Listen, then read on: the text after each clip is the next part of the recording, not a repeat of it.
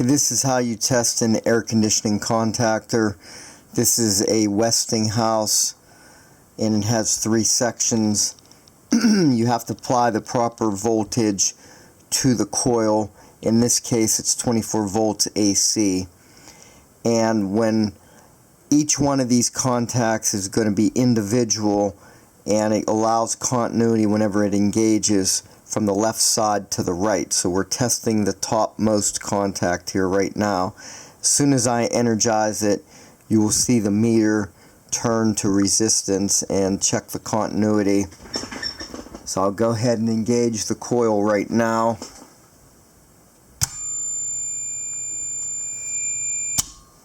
And you'll see that we had real nice continuity there. 1 ohm, which is excellent. So we will go to the second one, and again with it disengaged you should see no continuity. We'll go ahead and engage again.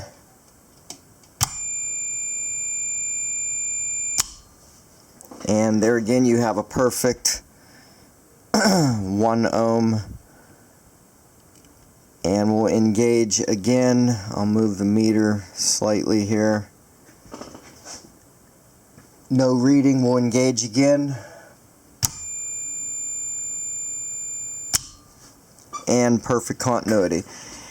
So however many switches that you have on your contactor, you'll test all of them. And in this case, this is a 3 contactor. Some units are 2, some units are 4. As long as you have at least the same amount as what you need to replace, this will work fine. So in other words, my air conditioner actually uses a 2-pole contactor, but I grabbed this one because I can just leave one section unused and it'll still work the same.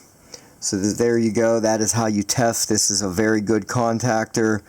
The coil sounds nice, has a real firm engagement, and each of the switches has very low resistance, which is exactly what you want for a quality contactor.